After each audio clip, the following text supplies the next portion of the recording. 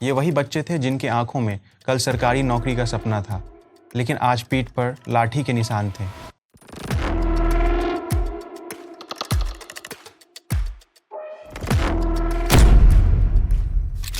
सोचिए, आप दिन रात पढ़ाई करते हैं, अपनी आंखें किताबों में गला देते हैं, दोस्तों की शादियां, हर त्योहार और अपनी हर खुशी सिर्फ अपने एक सपने के लिए त्याग देते हैं, और वो सपना है सरकारी नौकरी। लेकिन जब रिजल्ट आता है तो आपकी मेहनत काम ना आकर किसी मंत्री के भतीजे की सेटिंग काम आती है। यही कहानी है लाखों एसएससी उम्मीदवारों की, और इस बार ये गुस्सा सड़कों पे उतर आया है। दिल्ली के सड़कों से लेकर सोशल मीडिया तक आज बस एक ही आवाज़ गूंज रही है, एसएससी घोटाले की जांच की जाए। आज हम बात करने वाले हैं एक ऐसे मुद्दे के बारे में जो सिर्फ एक परीक्षा भर्ती से जुड़ा नहीं है, बल्कि भारत की भर्ती प्रणाली, पारदर्शिता और युवाओं के भविष्य से जुड़ा हुआ है। वेलकम टू एसएससी यानी स्टाफ सिलेक्शन कमीशन।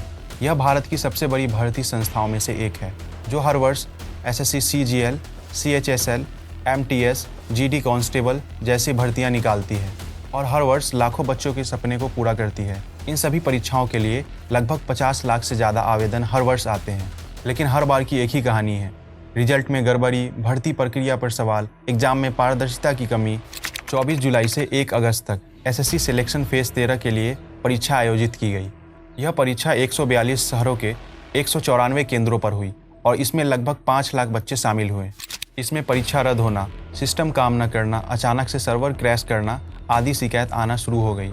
पेपर ऐसा सेट कर रहा है कि 60 से 70% पेपर रिपीट हो रहा है। प्रोबेबिलिटी स्टैटिस्टिक्स का कोई सिलेबस में नामो निशान नहीं, उसके क्वेश्चन आ रहे हैं। 5 बच्चों के साथ सिस्टम बंद हो गए थे, फिर उनको रीअसाइन करा गया। इन्विजिलेटर खुद मोबाइल चलाते रहते हैं और माउस पे 4 बार क्लिक करो तब जाके वो क्लिक हो रहा है। ये बेचारे अगर माउस कीबोर्ड में ही उलझे हैं, बाकी इशू पे तो बात नहीं कर पा रहे। इनमें से कुछ छात्रों का कहना था कि उनके सेंटर पर ना तो पानी की सुविधा थी और न ही बिजली की सुविधा थी।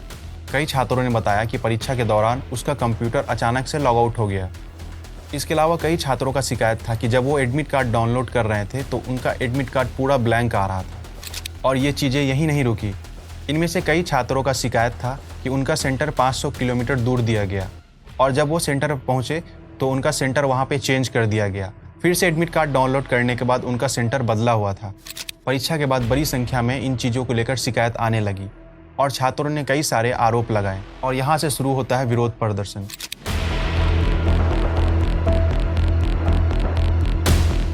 31 जुलाई 2025 दिल्ली के जंतर मंतर पर छात्रों का बड़ा विरोध प्रदर्शन हुआ। इसमें कोचिंग संस्थान के कुछ प्रमुख टीचर भी शामिल हुए छात्रों का सपोर्ट करने के लिए। साथ ही सोशल मीडिया पर एसएससी स्कैम, एसएससी मिसमैनेजमेंट आदि ट्रेंड करने लगा। छात्रों का मांग था कि इन चीज़ों को लेकर सीबीआई जांच हो, एग्जाम में पारदर्शिता आए और फेज 13 के परीक्षा में जो भी दोषी है उस पर कड़ी से कड़ी कार्रवाई हो। 6 अगस्त 2025 सीजीओ कॉम्प्लेक्स के बाहर यह प्रदर्शन ने और उग्र रूप ले लिया। पुलिस ने प्रदर्शनकारियों को हटाने के लिए बैरिकेड लगाए और उस पर लाठीचार्ज भी किया। कई सारे टीचर और स्टूडेंट दोनों इसमें बुरी तरह घायल हो गए।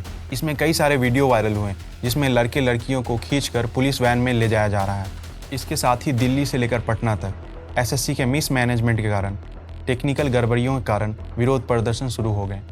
इन प्रदर्शनों में उम्मीदवार के साथ कई सारे टीचर्स भी शामिल हुए। हालांकि एसएससी ने एग्ज़ाम रद्द करने को लेकर साफ मना कर दिया, लेकिन गड़बड़ियां सुधारने और उम्मीदवार को फिर से मौका देने की बात कही। ये वही बच्चे थे जिनके आंखों में कल सरकारी नौकरी का सपना था, लेकिन आज पीठ पर लाठी के निशान थे। दिल्ली पुलिस का कहना था कि कोई भी लाठीचार्ज नहीं हुआ, बस भीड़ को हटाया गया। छात्रों का कहना था कि वीडियो खुद सच्चाई बता रहे हैं। दिल्ली के पूर्व मुख्यमंत्री अरविंद केजरीवाल ने भी ट्वीट कर कहा, युवाओं की आवाज़ को दबाना लोकतंत्र का गला घोटना है। विपक्षी दलों ने भी केंद्र सरकार पर भर्ती घोटाले के आरोप लगाए। कब तक हम छात्र इन चीज़ों का शिकार होते रहेंगे? यह सिर्फ एक एसएससी तक ही सीमित नहीं रहा है। पिछले 10 साल में UPPCS, BPSC, NEET, UGC NET, लगभग हर बड़ी परीक्षा में भर्ती घोटाले या पेपर लीक के मामले सामने आए हैं। इसका जिम्मेदार कौन है? इनमें से कुछ मामले कोर्ट तक गए, लेकिन जांच अधूरी रह गई या धीमी रह गई। दरअसल भारत में पेपर लीक इंडस्ट्री करोड़ों का खेल है और यह बिना नेता और पदाधिकारी के मिली भगत से संभव नहीं हो सकता है। एक कोचिंग माफिया का नेटवर्क जो पैसे के दम पे रिजल्ट रातों रात बदलवा देता है और गरीब छात्र जो मेहनत के दम पे वहाँ तक पहुँचना चाहते हैं, उनका नाम वहाँ से गायब हो जाता है। एक तरफ बेरोजगारी पिछले 45 साल के उच्चतम दर पे है और दूसरी तरफ जो छात्र किसी परीक्षा में पास हो गए हैं उस पर भी उनको भरोसा नहीं है। तैयारी में सालों का वक्त जाता है, लाखों रुपए खर्च होते हैं, यहाँ तक कि कुछ लोग अपना ज़मीन बेचकर अपने बच्चों को पढ़ाने के लिए बाहर भेजते हैं। बदले में क्या मिलता है? मिसमैनेजमेंट, पेपर लीक, भर्ती घोटाला, यहाँ तक कि जो लोग सिलेक्ट हो गए हैं बाद में उनका भी सिलेक्शन रद्द कर दिया जाता है। आप अपने बच्चों से कहते हैं कि मेहनत से पढ़ाई करो और वो मेहनत से पढ़ाई करता भी है, लेकिन जब सिस्टम ही साथ ना दे तो वो क्या कर सकता है? किससे वो उम्मीद कर सकता है? इस घटना को लेकर हमारी मांग क्या है? सबसे पहले हम CBI जांच की मांग करते हैं। इस केस की जांच होनी चाहिए और अगर जांच नहीं हुई तो हर पेपर लीक की तरह यह भी मामला कुछ दिन में ठंडा हो जाएगा और हर साल की तरह फिर ये चीज़ रिपीट होता चला जाएगा। और अगर CBI जांच होती है तो इस घटना में सम्मिलित जो भी अधिकारी होंगे, जो भी पेपर माफिया होंगे, उन पर कार्रवाई की जा सकती है, जिससे कि आगे इन चीज़ों को हम रोक सकते हैं। और अगर ये चीज़ अभी नहीं हुई तो आगे यह मामला और परीक्षा की तरह ठंडा हो जाएगा और ये चीज़ हमेशा होता रहेगा। लेकिन सच्चाई यह है कि भारत में ऐसे मामले में जो इन चीज़ों में बड़ी मछली होती है वो अधिकतर बच जाते हैं और बेकसूर लोग इसमें फंस के रह जाते हैं और गरीब छात्रों का जो भविष्य है, जो मेहनत करते हैं इसके लिए, उनका सपना पूरी तरह चकनाचूर हो जाता है। इन चीज़ों में हम बदलाव कर सकते हैं। कैसे ये चीज़ सुधार हो सकता है? भर्ती प्रक्रिया पूरी तरह डिजिटल और ट्रैकिंग सिस्टम से हो।